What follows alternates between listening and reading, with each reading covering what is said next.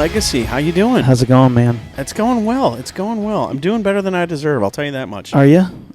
Yes. That's I awesome. am. So good stuff. Yeah. Well, it's cold outside. So I looked at my watch this morning, and I thought it said 69 because my eyes are bad, and I should go to the optometrist. And it turns out the high is going to be like 57, and so I am not looking forward to that. I am woefully underdressed, but go Astros tonight, Game 6 of the World Series. It's a must-win situation, and I think the boys are going to pull it out. I think they're going to push it to Game 7. I don't know. You don't care. I actually don't care. I'm a Mets fan, so it's kind of somewhere between suck and horrible. Although we did fairly okay this year. You haven't played baseball in October for a long time. We haven't. I'm just saying. We're just we're fair weather baseball players. That's all it is. We're a fair weather team. It's an activity to do during summertime in New York. That's all basically good. all it is. Well, it does get cold up in New York. In fact, I'm excited about the cold because it does make me want holidays and Christmas and stuff. But I still am not ready for Mariah Carey. Oh, so big conversation in the old Facebook page for the neighborhood I live in, and that conversation is, when can you turn on Christmas lights? And man, that's rough. So my family and I decided to dive into this conversation, and we decided that 50 days out from Christmas, you can turn them on. So when is that? Do the math for me, because right now it's like in 3 days. It's in 3 days? Yeah, it's like in 5 days or something like that. That's crazy. Yeah. Well, no, wait, I thought it was like 8, 7. Yeah, wow. So I was trying to do quick math. Yeah. Quick math don't work for me. It's like I'm done. 7 times 8 is 56. I was like, there's 8 days in a week, according to the Beatles. Yeah. And so I think I was doing 64. But anyways, I was like, that's a lot more time. But no, I am ready for the holidays. I'm ready for it. And I don't know, there's this tension this year because I feel like we got robbed last year in our holidays. Okay. And so we're like, okay, I think it's okay. But I am still going to hold strong to candy corn sucks. And dude, so I'm glad my wife literally disowned you as a family when you posted that I about know. candy corn, and she's like, it's her favorite thing in the world. It's the one thing she looks forward to in the fall all the time is candy corns. And you have to raise her bar of expectation and enjoyment. She is in a minority. Well, I'm telling you, man, we went through bags and bags and bags How? of candy Can corn. I just let's stop. How can you like candy corn? She loves it. It's like waxy hatred. Well, okay, so she loves it. So we always have like little dishes, like old school grandma dishes floating around the house with this candy corn. Oh my And of course, because I lack complete self-discipline, every time I walk by it, guess what I do? Yeah, you have those. Like 3 pieces here, 2 I pieces just here. can't do it. There was one time, there was like the ones that had like a little brown piece on them. Yeah. The different color. It's a different flavor. Well, It's a caramel flavor. I was thinking it was going to be chocolate. Oh, no. And I was even more disappointed. Oh, it's no. like, those are like the oatmeal cookie of candy corn. Like, you know when you bite into an oatmeal cookie and you're expecting chocolate and you get a raisin, I'm like, I didn't need fruit. Yeah. It's like, that's like, ugh, it's just gross. Anyways, I'm glad that we're beyond that. We're into the holiday kind of thing now. But some people literally are like, boom, November 1st. And I do understand this year because of last year and all the chaos. Oh, yeah. But I'm ready for some cold weather. So anyways, if you haven't yet, like us on Facebook and subscribe. YouTube, if you're watching there, make sure you subscribe. Give us a rating if you want, wherever you listen to this on podcast. Bill, it's good to have you here. Kyle, say Hello. hi. How you doing? Hi, everyone. How's it going? Hey, you are covered by the logo, and you look fantastic. That's because I am one heck of a producer. You are a fantastic producer. He's a smart man. He's like, I am. It's like, what is it? Like the guy on Home Improvement with like, hi, Tim. yeah. And he's like covered up just of his face. But he always had wisdom. So there you go. That's true. it. So That's full true. of wisdom. So question for today to get us all going in the Christmas mood. What is your go-to Christmas album or go-to Christmas song that you just love? I'll say this. Vince Guaraldi Trio, Oh. the Charlie Brown Christmas. All in. And I could listen to that starting today for the rest of my life. Dun, dun, dun, dun, dun, dun, It's so good. It's so good. dun, dun. And my kids are like, take it. Shut it off. Shut it off, Dad. Okay, I totally agree with you on that. My second one is a guy named George Winston, and he does piano. Okay. And he has this winter album, and it literally feels like when he's playing the piano, it feels like it should be snowing outside, and it just dude, that's transports awesome. you to the north, and yeah, the whole album. So I have those two in a playlist, and I play them pretty much from now until this time next year. It's always in the rotation. Kyle, what about you? What about you, Kyle? Well, I like the Run DMC from Die Hard. Yeah, that's That's pretty much my. That is the best. That's awesome. That makes me happy. And that is why Kyle is on our team. Oh, that's awesome. I love it. He's a 50-year-old man that loves Run DMC. It's all right, man. That's a great when he puts in the tape. And he's like, Yes. oh, listen to this, and you're like, it's gonna be a good day right here. And that's a conversation for another show. Is that a Christmas movie? It is that could It be is, like that is a yes. debate that we can. But yes, it's a Christmas movie. Yeah. We watch it in the holidays. Usually, it's the one I start with. Really? Yeah, because it's like because I mean everything else like Christmas Vacation, all those. On the 25th or like on Black Friday, we always like put up the tree and we watch a couple movies. Yeah. And some of there's like I think we do like that Christmas Vacation and a couple of things, but anytime between now and Christmas I can watch Die Hard 1 and 2 because they're both Christmas movies. Let's be honest. When I was growing up, it was Die Hard and then it was Christmas Vacation. But now as a family, the only show that we will watch multiple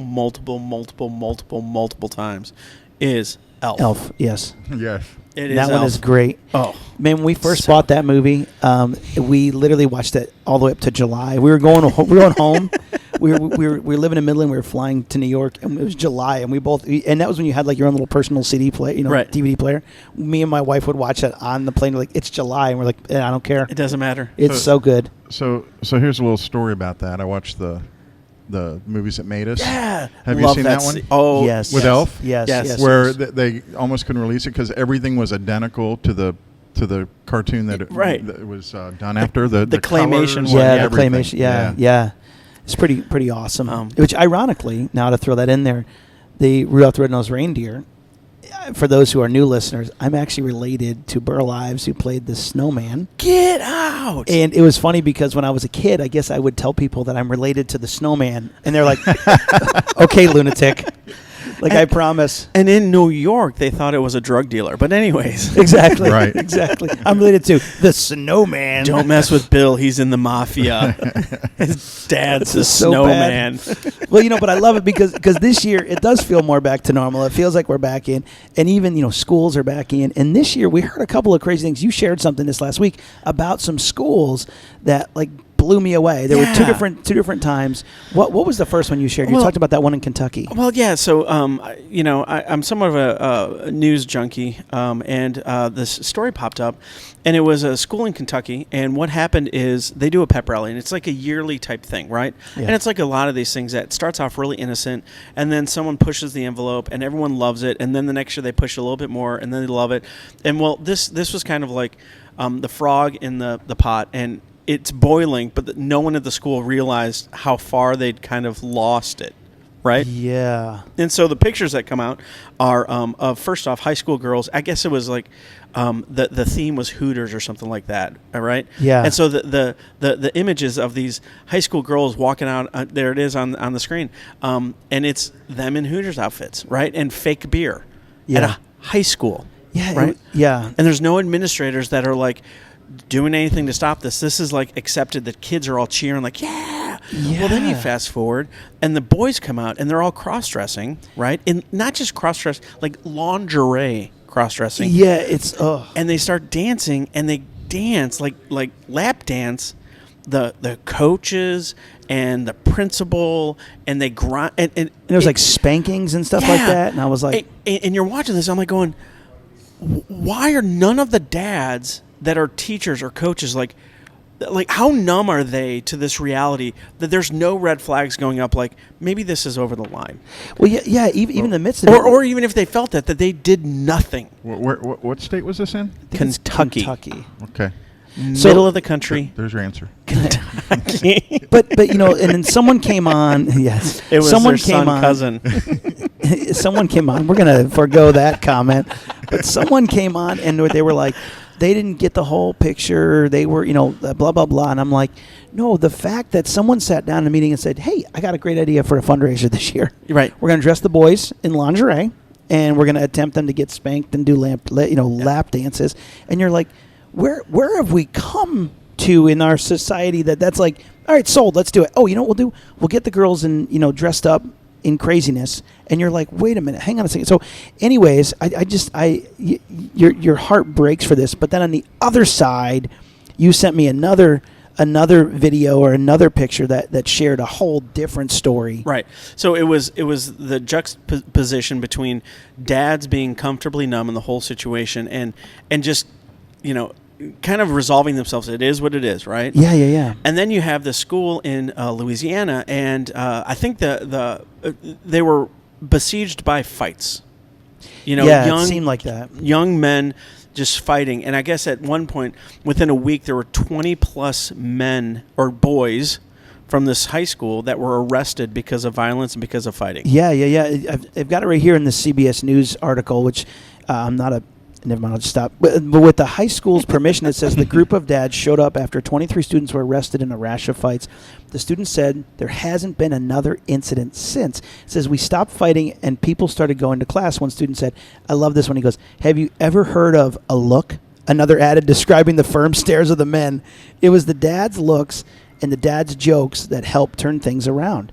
Nothing is more important than being a father. Is what was said by Lafitte, and I guess it was the one of the administration.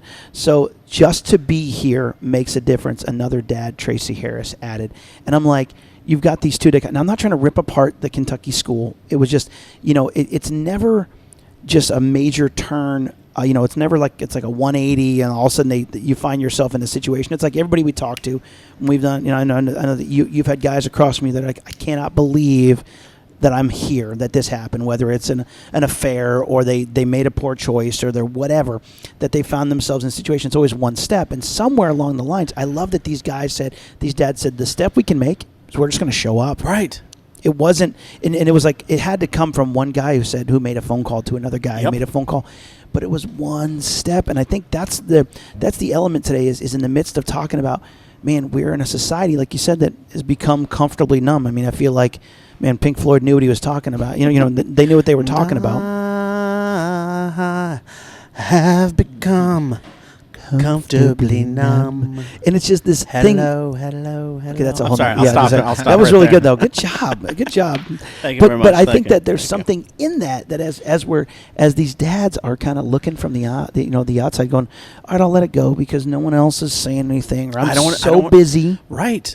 Well, and we have a culture that unfortunately has neutered men because the things that we would normally fight for, you have language like toxic masculinity, and don't get me wrong, there is some of that in our culture, right? Yeah. There's but no longer, and it's the story that came out last week where a woman was being sexually assaulted on the subway, and no one did anything, And then I saw one today where a woman got punched in the face in the subway, and a man was sitting right next to her and did nothing. Shameful. And I'm like, where's the heart of men that we are able to, see evil, and then we have been called to stand in the gap between evil and good, evil and innocence, evil and those who can't defend themselves, and instead we just are, we're numb. I don't want to make them. I don't want to make a ruffle. I don't want to be the one in trouble. I don't want to offend someone. So I'm just going to sit back and, who knows the story behind it, dude. A guy just punched a woman in the face. Now, for the guys listening right now, I would say anybody listening right now, there's got to be something that boils in your blood. I know it boils in my blood. I know it's in ours.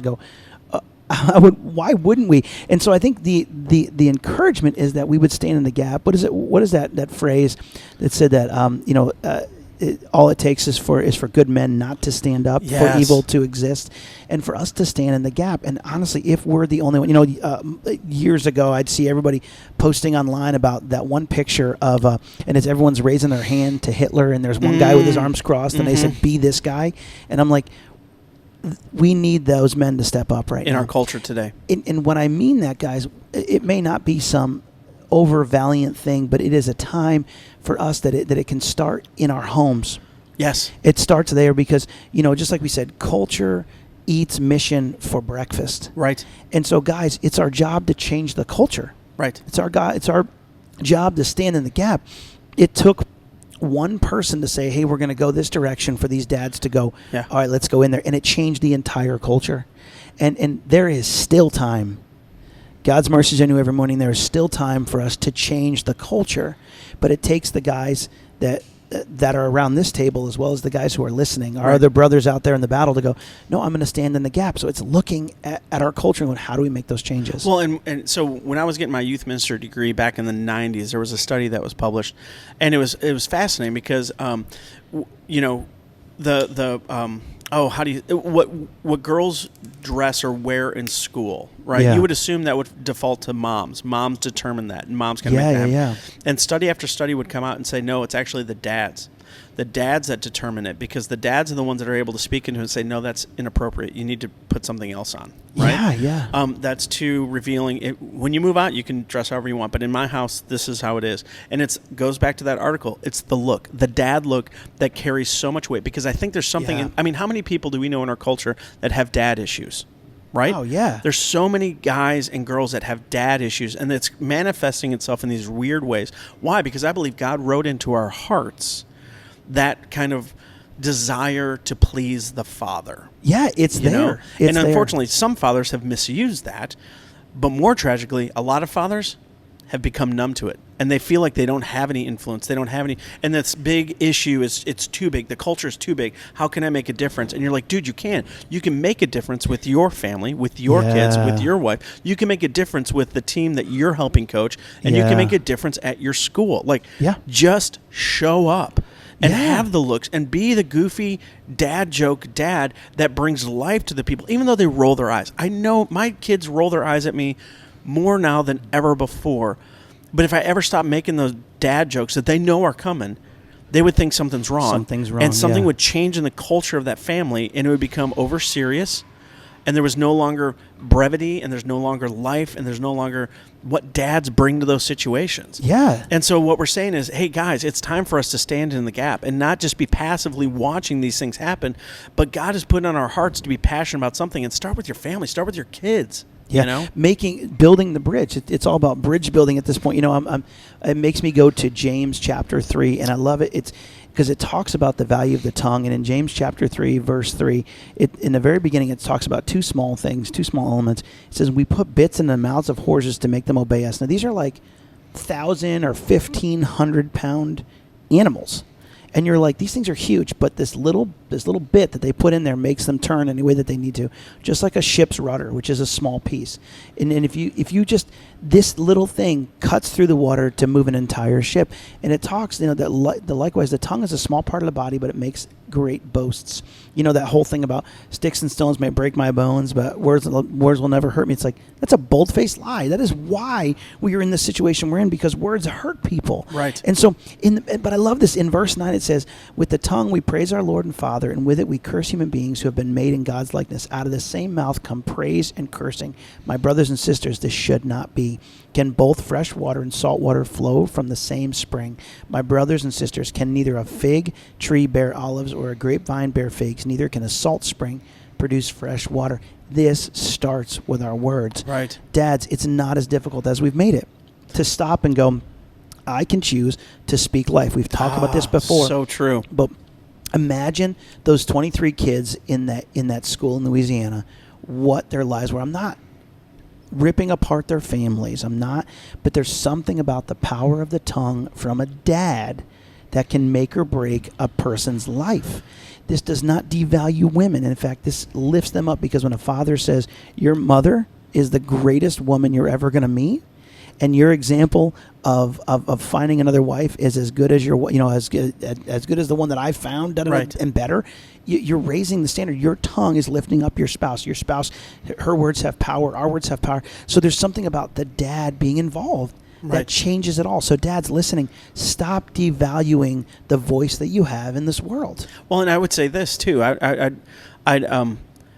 We know that we communicate not just verbally, we communicate non-verbally, right? Yeah. And in fact, studies, again, will show that we communicate more non-verbally. Yeah.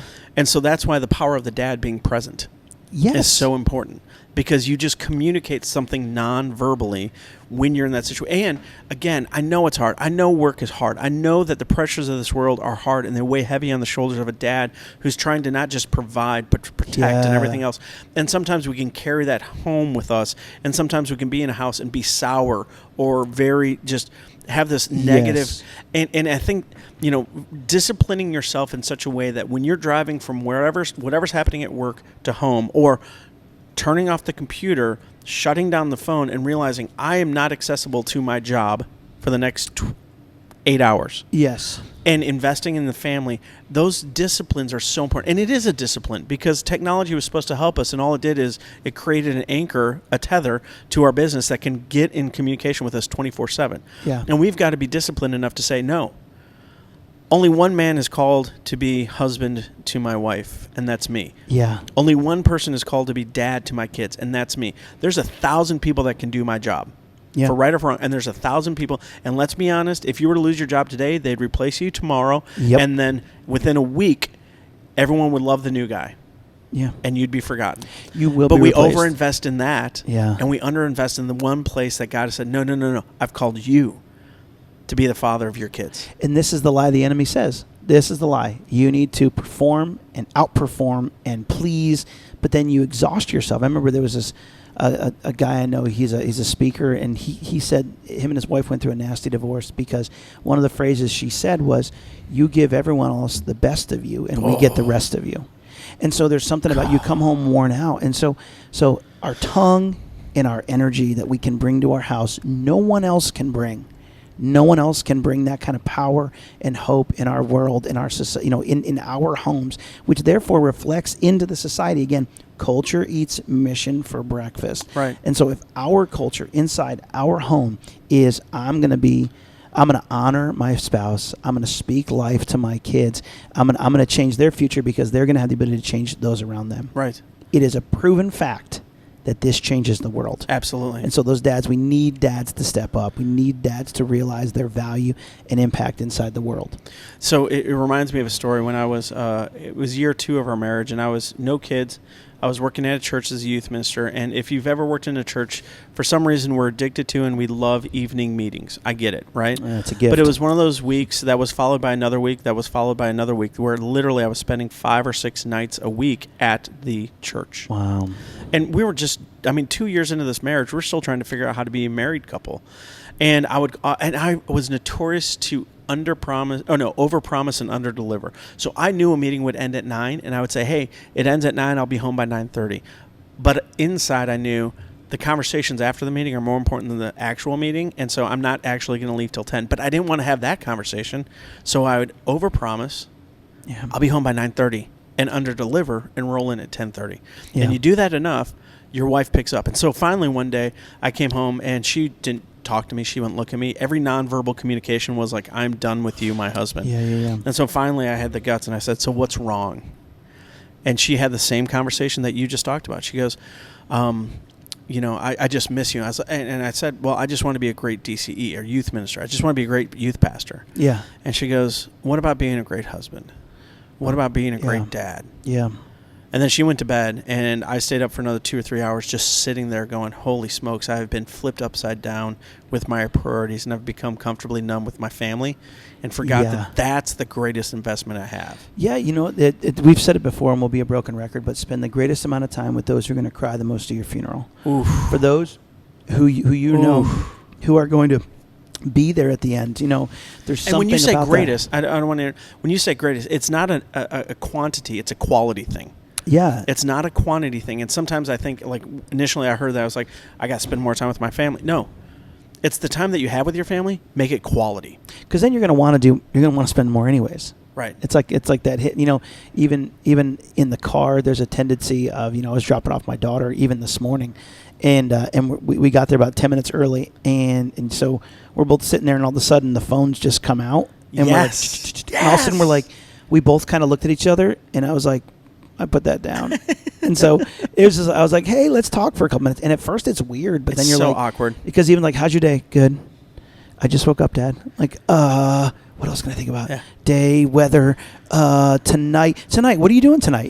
It's like going through the list of all the things. And so, but then one time somebody challenged me, and I got to do this with my kids. As we were my daughter was in the car, my son was in the car, and they were literally next to me. Yeah, right. And we were parked. We were all sitting there, and I literally just sent them a text each. I was like, I love you so much. Da, da, da. And they were like, bing, sent me one right back. And I was like, okay, even if and all of a sudden it popped up on whatever on the tick Twitter or whatever it's called on the Face Talk and all that kind of stuff. Such an old man. I know. On the Twitter machine. Man. And so but it was like it was so cool because it was those moments that we let escape, and just someone said, you have this moment right now. How are you speaking life? Don't worry about the rest. Right. Just what are you doing right now? The scripture says, again, your word's a lamp to your feet and a light to your path. It takes one step for us to trust God. We don't have the whole plan. It's the same thing with our family. One step, this moment right now. So, Bill, let me ask you this one final question. And Kyle, you please feel free to chime in on this too. Sure. One of the disciplines that we've really worked hard on as a family, and we succeed most of the times, but not all the time, is no phones when we're eating a meal together, right? And then we'll go out to eat, and eventually, I mean, almost every single time you'll see a family where everyone is there. Mom and dad might be talking to each other, but the kids are dialed in on their phones or their iPads. Yes. And then you see the one family where the 3-year-old is hunkered down in the booth, and he's got the iPad 2 inches from his face, right? And mom and dad aren't even talking to each other, but they're how do you speak into the heart of a family or dad at that point, saying like, this is a line, you got to establish this line, and like, what would you tell a dad that finds himself, it's like, oh my gosh, that's what our family's become? I would say engage in the moment of where they are. Like in the 3-year-old, I'd say start the conversation with, what are you watching? How are you watching it? What's your favorite thing about that? Like engage them where they are and then pull them out of it. To just pull it away, it's like you're pulling a punishment. Out. Yeah, you're like pulling out the drug. IV, yeah. Yeah, that's it. That's the word, IV. There it is. You're pulling out the IV of like that they've been constantly dealing with. You're like, let me get in there first and show them something better. And then slowly start to say, let's have our conversation, and then you can pull it away and have that conversation with them. Like, why do you like it? What's your thing? Right. What favorite whatever. And I think that's the thing. It's getting into there first, not just going, stop this, because then that becomes the wet paint sign. Don't touch the wet paint. You're like, I'm going to put this over here. You're going to talk to me now. It's like that kind of works, right? But not when you've had months or years of I can just have this, right? Like you're literally taking away their like, it's idolatry and taking away this thing, and you're like, let's get back in there and show them what's more valuable than that. Kyle, what about you? Yeah, so I sort of went through this, but what I would say is preempt it. Like you're on the way to the restaurant. Yeah. To say, you know what, we're going to leave our devices in the car, and at dinner we're going to have a conversation, and I want you guys to think about your answers or come up with a subject, involve them at that point. Yeah. And say, hey, we're going to talk about our days, but I want to hear your best thing or worst thing, or whatever it is. Right. Yeah. And then in the car, they may have a little bit, I can't believe I'm not bringing in my iPad. Right.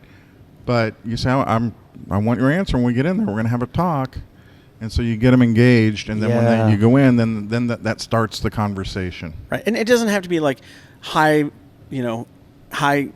level of conversation. It could be simple things, right? Yeah. Right. Yeah. And it reminds me, for the little kids, I remember we were at Pluckers. Love Pluckers. Good Best place. wings ever. Yeah. Best wing. Although You had a family discount. We did. Anyways, and the boys were unruly, and so I taught them how to fold the paper into a football, like that little triangle. You remember that? Best like, game ever. Yeah, but do you see kids or anyone doing that in the? No. And that's the kind of stuff that we as dads can bring to the table, and they feel like they're breaking the rules because they're playing a game at a dinner table, and what you're actually doing is setting them up to engage with each other rather than engaging with a device. Yeah. And so being creative with some of those things that we played when we were kids at the, when we'd go to the Steak and Shake or whatever, and we got the paper, placemats or whatever. Yeah. To be able to bring some of that, and obviously have the conversation with your wife so that she understands what you're doing and why you're trying to do what you do is always a good idea, right, Bill? Yeah, it's like a 4 out of 10 quality. No. But I think, again, to wrap up the conversation, men, I know our culture is screaming at us to be comfortably numb, to stay on the sidelines, to not get involved. And what we see from God in Scripture is like, no, I've called you, I've gifted you, I have saved you for this moment, for such a time as this, for us to get involved and get off the sidelines and just be present with our kids. Be there and invest the greatest amount that we can with them so that they can be culture changers wherever God takes them. Yeah, so I love this again. Nothing is more important than being a father. How can I do that? I can speak life. I can choose to speak life in this moment, and I can choose to be intentional quality time with what I have. And from there, it will grow. That's how God works. It will grow. So it's up to us to stand in the gap and go, I'm going to make this change. And again, this doesn't devalue our wives, but it's not our wives that need to do this. Guys, it's us that we need to step up and go, this is my role as the leader of this family to step in, regardless of what culture is telling me to. Heaven forbid if you see someone getting punched in the face on the subway, you better step in. But I'm saying this is way before that. It's us to go, we have the opportunity right now to speak life, because nothing is more important than being a father, as quoted in a secular news article. Right. So this isn't even just a spiritual thing. This is truth that supersedes all of this stuff, that God has put us in place as fathers to lead our families, and this is how we begin to lead them. Love it. Hey, thank you guys for checking us out. Like I said, follow us, like us, give us a 5-star rating if you want. If not, that's cool. If you have any questions or comments, info@knownlegacy.org is always a great place to get a hold of us. Yes. Big thank you to Kyle for getting us all set up and rolling today. Well done with the graphics. Thank you. Thanks a lot, Kyle. And Bill, thank you for doing what you do. Thanks a lot, guys. Hey, we believe in you. Connect with us, info@knownlegacy.org. We'd love to hear from you guys. Oh, hey, ahead we have 2 really big interviews coming up, so we're excited about that. So next week we're going to record 2, release one next week, and then release one the following week, getting ready for Thanksgiving. And yes, you're not going to want to miss next Thursday, so be on the lookout for it here on the page. No. God bless. Have a great day.